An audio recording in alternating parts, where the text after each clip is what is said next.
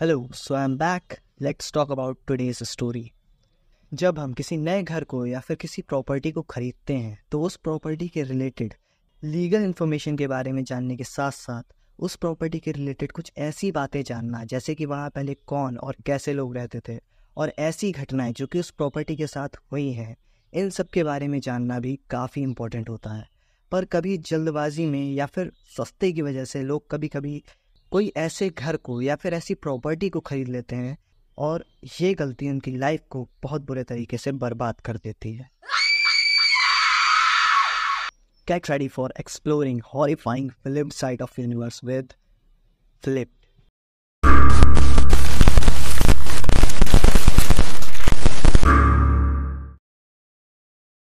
राज recently अपने dad के साथ मुंबई के एक हाउस में शिफ्ट हुआ था।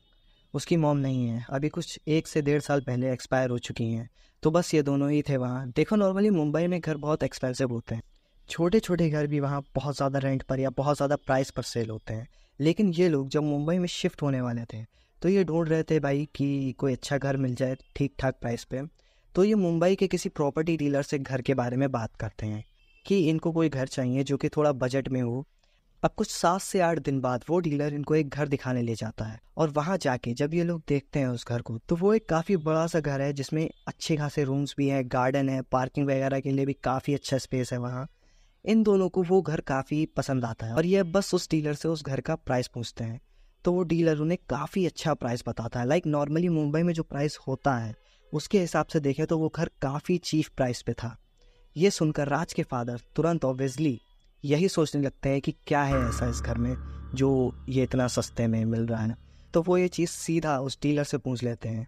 राज के फादर कहते हैं कि इसके सारे डॉक्यूमेंट्स तो है ना तुम्हारे पास, और ये घर लीगल है कि नहीं है, कोई गड़बड़ तो नहीं है ना इसमें।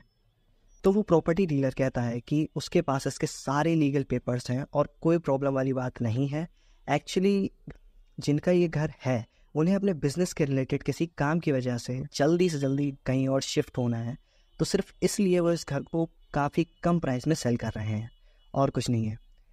अब ये लोग मान जाते हैं और बस सारी लीगल पेपर वर्क के बाद ये घर अब राज के फादर के नाम हो जाता है और ये लोग वहाँ शिफ्ट भी हो जाते हैं। अब सब कुछ नॉर्मली चल रहा है। राज के फादर वहाँ पर एक किसी कंपनी में जॉब कर रहे हैं। एक्चुअली उस जॉब की ही वजह से उन्हें मुंबई शिफ्ट होना पड़ा था। राज भी अभी 8th क्लास में है और रेगुलर स्कूल जाता है एंड अभी काफ़ी नॉर्मल सी लाइफ चल रही होती है इन लोगों की।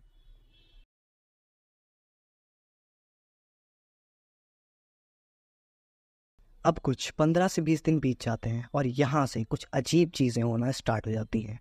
वहाँ उस घर में हमेशा वो दोनों लोग एक अजीब सी नेगेटिविटी फील कर रहे होते हैं। राज के फादर भी राज से कभी कभी बहुत बुरे तरीके से बिहेव करने लगते हैं, जैसे छोटी छोटी बातों पर राज को बहुत ज़्यादा डांटना, कभी कभी मारना, और ये सारी चीज़ें अब नॉर्मल हो गई थी वहाँ। कुछ दिन ऐसा सब चलता है और अब चीज़ें थोड़ी और वियर्ड होनी शुरू हो जाती हैं। एक बार नॉर्मली ये दोनों रात में सो रहे थे तो अचानक से रात के कुछ 3-3:30 बजे के आसपास एकदम से इनके घर की डोरबेल बजती है और एक बार नहीं, कुछ सेकंड्स के गैप में लगातार 3 बार डोरबेल बजती है। ये दोनों जग जाते हैं और चुपचाप एक साथ डरते डरते डोर के पास जाते हैं। वो दरवाजे पे जो एक छोटा सा लेंस टाइप का होता है ना जिससे बाहर दिख जाता है, तो ये दोनों उस लेंस से बाहर की तरफ देखते हैं तो वहाँ पर लिटरली कोई भी नहीं खड़ा था। अब ये लोग डर तो जाते ही हैं लेकिन तुरंत ही ये सोचते हैं कि शायद पड़ोस के किसी बच्चे ने कोई मजाक किया होगा और ये सोचकर ये वापस अपने रूम में जाने लगते हैं कि तभी फिर से डोरबेल बजती है। ये दोनों वहीं पर होते हैं तो तुरंत जल्दी से जाके चेक करते हैं कि कौन है, तो वहाँ अभी भी इन्हें कोई नहीं दिखता है। बेल बजा के कोई इतना जल्दी कैसे भाग सकता है, क्योंकि ये लोग अभी जस्ट अपने रूम में जाने के लिए मुड़े ही होते हैं। तो ये इंस्टेंटली चेक करने लगते हैं कि इस बार किसने बेल बजाई है, पर फिर भी इन्हें कोई नहीं दिखता है। ये काफ़ी स्ट्रेस तो है लेकिन फिर भी इसे इग्नोर करते हुए ये लोग अब सो जाते हैं। और अगले दिन मॉर्निंग में राज के पापा अपने नेबर्स से पूछते हैं कि क्या उनमें से कोई बच्चा उनके यहाँ से रात में बेल बजा रहा था। तो इस बारे में सब लोग उन्हें यही बताते हैं कि ऐसा कुछ भी नहीं हुआ था, ना तो वो लोग उनके घर आए थे, ना कोई बच्चे ने ऐसा कोई मजाक किया है। लेकिन अब ये चीज़ें रोज़ उनके साथ होने लगी।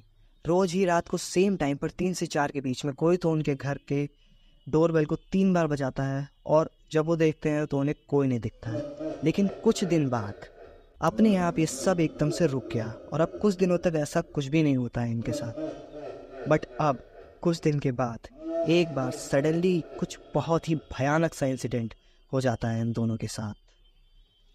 ये दोनों नॉर्मली अपने अपने रूम में सो रहे होते हैं और रात को उसी टाइम पर 3 बजे अचानक से राज बहुत तेज से चीख कर झटपटाते हुए जाग जाता है और राज कुछ ऐसा फील कर रहा होता है कि किसी ने उसके गले को बहुत जोर से दबा रखा है या किसी ने किसी रस्सी से उसके गले को बांध दिया है। वो बिल्कुल ब्रेथ नहीं कर पा रहा है और वो बस दम तोड़ने ही वाला था कि एकदम से सब कुछ नॉर्मल हो जाता है और वो एकदम से ऐसा फील करता है कि किसी ने उसके गले को अब छोड़ दिया। और अगले 1 सेकेंड के साइलेंस के बाद तुरंत राज के पापा की चिल्लाने की आवाज़ आती है।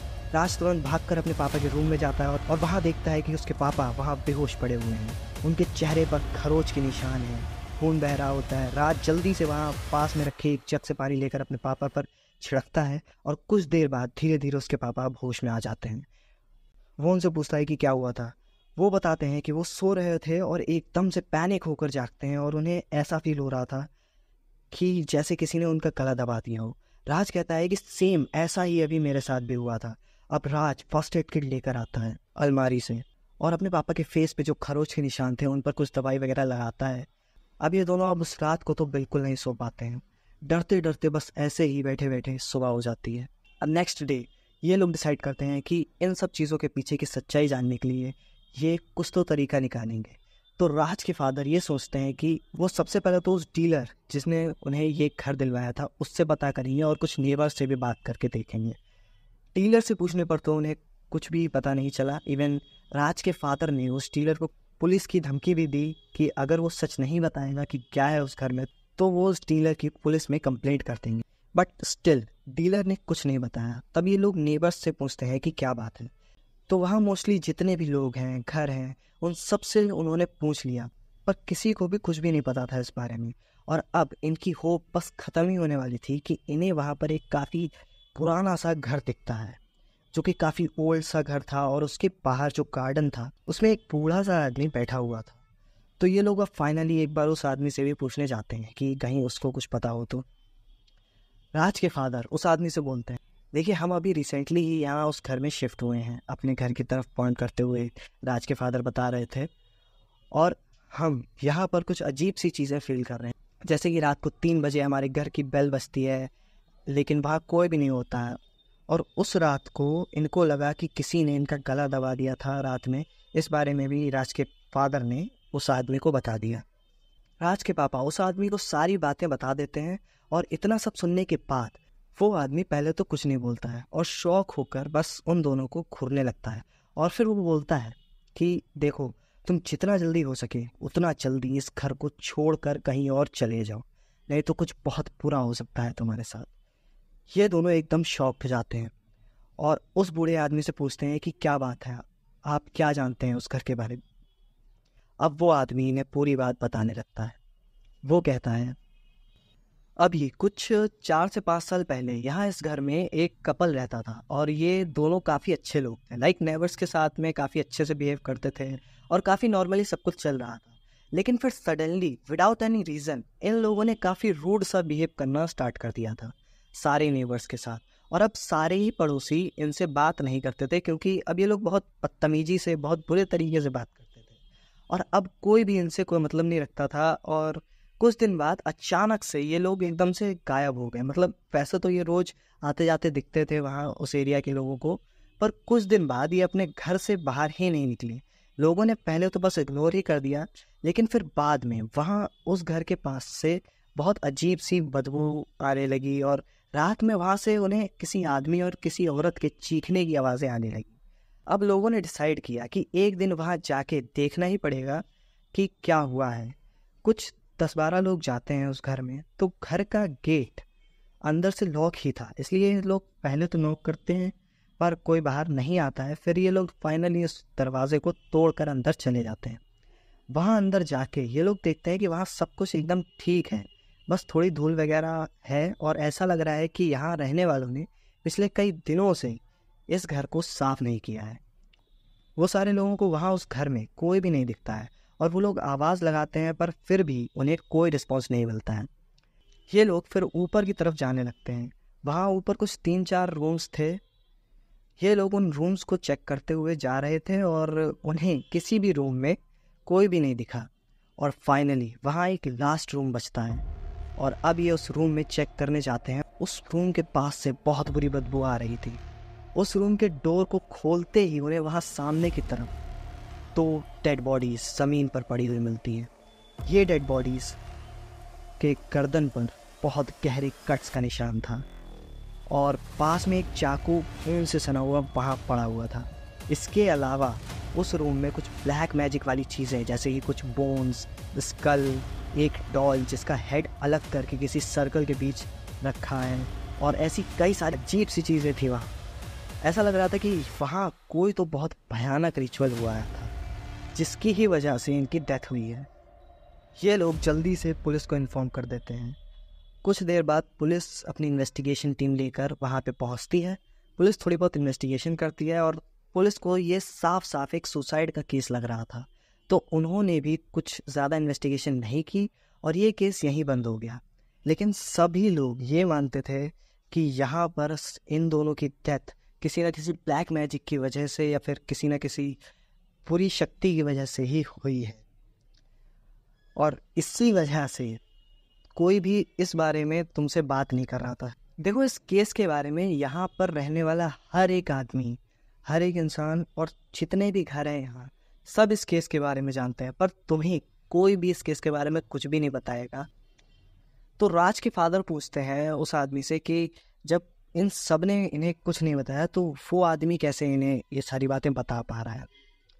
तो वो आदमी उनसे कहता है, देखो, इससे पहले भी कई सारे लोग यहाँ पर आए रहने और उनकी जो हालत मैंने देखी है वो मुझसे बिल्कुल नहीं देखी गई। सबके साथ कुछ ना कुछ बहुत ही बुरा जरूर हुआ है और मैं नहीं चाहता कि अब आगे कुछ ऐसा हो किसी और के साथ में, और आपके साथ में भी कुछ ऐसा ना हो, इसलिए मैं आपको ये सारी चीज़ें बता रहा हूँ। तो राज के फादर पूछते हैं कि क्या हुआ था और लोगों के साथ में, कुछ आप बता सकते हैं तो बताइए। तो वो आदमी कहता है कि आपसे पहले भी कुछ लोग यहाँ रहने आए थे जो कि मुश्किल से 1 महीने तक भी यहाँ नहीं रुक पाए और वो बहुत बुरी हालत में यहाँ से भागकर, एक इंसान तो बहुत बुरी तरीके से बीमार हो गया था इस घर की वजह से। अगर आप सही सलामत रहना चाहते हैं तो जल्द से जल्द इस घर को छोड़कर कहीं और चले जाइए, वरना आपके साथ कुछ भी हो सकता है। राज के फादर उस आदमी से ये सारी बातें करने के बाद वहाँ से वापस अपने घर जाते हैं और सोचने लगते हैं कि क्या किया जा सकता है। तो वो डिसाइड करते हैं कि वो किसी पंडित से एक बार इस घर के बारे में बात करेंगे। तो वो लोग वहाँ किसी गांव में, जो कि कुछ वहाँ से 2-3 घंटे की दूरी पर था, वहाँ पर किसी पंडित या बाबा से जाके मिलते हैं और ये सारी घटनाओं के बारे में बाबा सारी बातों को सुनते हैं और फिर वो उनसे कहते हैं कि इस सारी समस्या को हल करने के लिए तुम एक शांति पूजा करा लो उस घर में, तो उससे उन आत्माओं को शांति और मोक्ष मिल जाएगा और फिर सारी भूत बाधा भी निकल जाएगी उस घर से। तो अब राज के फादर उस पूजा को कराने के लिए मान जाते हैं। बाबा कहते हैं कि ये पूजा ट्यूसडे के दिन हो सकती है, तो तब तक सब कुछ ठीक रहे और इन लोगों को कोई नुकसान ना हो, इसलिए बाबा ने उन्हें एक अभिमंत्रित धागा और नारियल वगैरह दे दिया था और उनसे कहा था कि ये धागा दोनों लोग बांधे रहना और ट्यूसडे तक इस नारियल को अपने घर के मंदिर में रख लेना। राज के पापा ऐसा ही करते हैं और इन सब चीज़ों की वजह से राज और उसके फादर सेफ रहते हैं ट्यूसडे तक। फिर ट्यूसडे को बाबा आते हैं और पूरे घर में एक पूजा करके गंगा जल वगैरह छिड़कते हैं और उसके बाद में फिर ये सारी प्रॉब्लम सॉल्व हो जाती है।